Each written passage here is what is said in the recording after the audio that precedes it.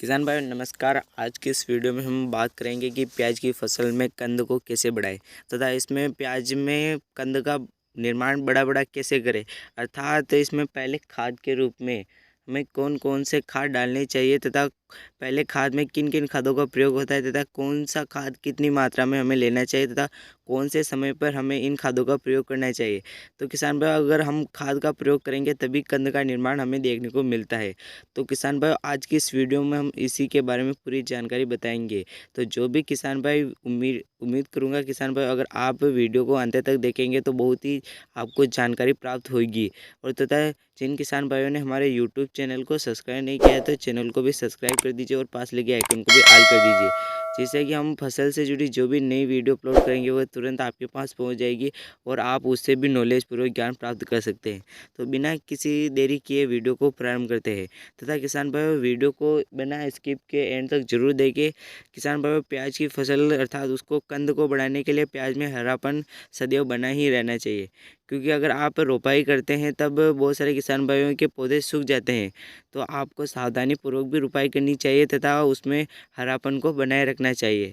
तो किसान भाइयों जिससे कि फसल क्या कंद बढ़िया होता है तथा उसमें कंद का साइज भी बड़ा होता है तथा उसमें भार भी बहुत ही ज़्यादा होता है। तो क्या करना है आपको, फर्स्ट तो आपको हरापन बनाए रखना है। और प्याज की फसल में पहले खाद के रूप में आपको किन किन खादों का प्रयोग करना चाहिए तथा कितनी मात्रा में, कौन सा खाद कितनी मात्रा में करना चाहिए तथा कौन से समय में करना चाहिए, और फर्स्ट खाद के रूप में किन किन खादों का तथा कौन से समय में कितना मात्रा में इसका प्रयोग करना चाहिए। अर्थात प्याज की रोपाई अगर करते हैं तो उस समय आपको खाद का प्रयोग अवश्य ही कर लेना चाहिए। जब आप किसान भाई रोपाई के समय आप खाद का प्रयोग करते हैं तो उस समय आपको DAP, MOP और SSP यानी सिंगल सुपर फास्फेट, आप इन दोनों का घोल मिलाकर क्या खाद दे दे, इसके साथ आप यूरिया खाद भी मिक्स कर दे और फिर इसको आप क्या प्याज की फसल में रोपाई करते समय आपको इसको डाल देना चाहिए। DAP और MOP खाद में क्या होता है किसान भाई, इसमें नाइट्रोजन और फास्फोरस की मात्रा बहुत ही अधिक होती है, क्योंकि किसान भाई अगर किसी भी फसल को हम समय समय पर तत्व की पूर्ति नहीं करते हैं तो वह भी क्या इतनी ग्रोथ नहीं पकड़ती है। इसलिए किसी भी फसल को हमें समय समय पर मुख्य पोषक तत्वों को पूर्ति करना अति आवश्यक रहता है। और किसान भाई सिंगल सुपर फास्फेट यह क्या करता है, इसमें क्या 11% सल्फर होता है। सल्फर क्या यह कंद का निर्माण करता है तथा इसमें क्या कंद बहुत ही शक्तिशाली होता है। यह सल्फर के कारण ही कंद का निर्माण इतना बड़ा होता है। और तथा SSP खाद में कितना परसेंट होता है, 11% सल्फर होता है।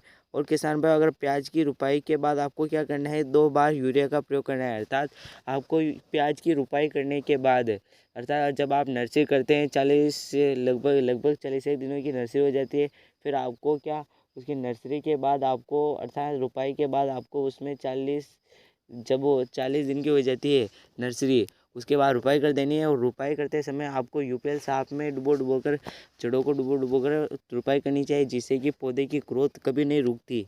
और किसान भाई जब आप रुपाई के बाद आपको 2 बार यूरिया का प्रयोग करना चाहिए।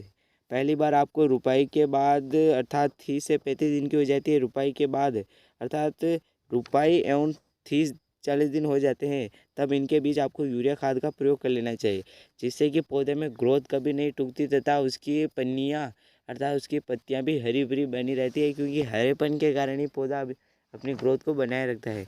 किसान भाई अब दूसरी बार आपको कब यूरिया खाद डालना चाहिए, तो किसान भाई जब आपकी फसल अर्थात यूरिया की फसल रोपाई के बाद 50 दिन की हो जाती है तब आपको दूसरा खाद डाल लेना चाहिए।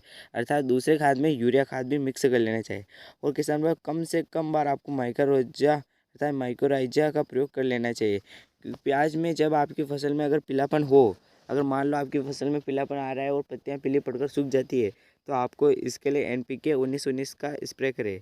क्योंकि प्याज का कंद अगर आपको छोटा दिख रहा है और आपकी आप उसको बड़ा करवाना चाहते हैं तो आप उसमें किन का स्प्रे करें, तब आपका प्याज का कंद बड़ा दिखने लगे। अर्थात जब आपका कंद छोटा रहता है तो उसको बड़ा दिखाने के लिए हमें किन दवाई का स्प्रे करना पड़ता है। तो आपको क्या करना है, एक आता है प्लांट ग्रोथ रेगुलेटर का स्प्रे कर सकते हैं, क्योंकि इससे क्या कंद का निर्माण भी बड़ा होता है तथा वह उसमें थोड़ा भार भी रहता है। तो जब इसके लिए अगर आप सिजेंटा कल्टार का प्रयोग करते हैं तो आपको बहुत ही अच्छा उत्पादन देखने को मिल सकता है। अर्थात अपने कंद को बढ़ाने के लिए आप सिजेंटा कल्टार का उपयोग कर सकते हैं।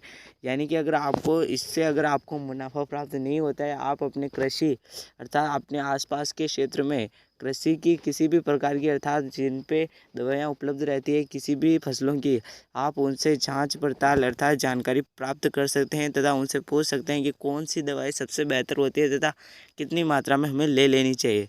तो किसान भाइयों, उम्मीद करूंगा कि यह वीडियो आपको बहुत ही अच्छा लगा होगा तथा इसमें हमने जो जानकारी बताई होगी वो आपने कई बार सुनी भी होगी और कई बार नहीं भी सुनी होगी।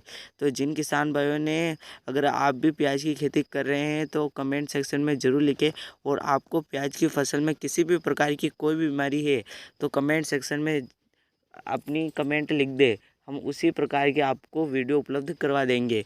तो किसान भाई, अगर अभी तक आपने हमारे यूट्यूब चैनल को सब्सक्राइब नहीं किया है तो चैनल को भी सब्सक्राइब कर दीजिए तथा अगर आपको प्याज के अलावा किसी भी प्रकार की कोई भी फसल की जुड़ी हुई वीडियो भी उपलब्ध करनी है तो आप हमें कमेंट सेक्शन में जवाब दे दीजिए, हम उसी फसल की आपको वीडियो उपलब्ध करवा देंगे। तथा अगर आपको प्याज में खाद शेड्यूल तथा स्प्रे शेड्यूल तथा प्याज की A to Z जानकारी अगर चाहिए तो हमारे कमेंट सेक्शन में हमने जो लिंक डाल दिया आप उसको देखकर प्राप्त कर सकते हैं। तो किसान भाई धन्यवाद। जय जवान जय किसान।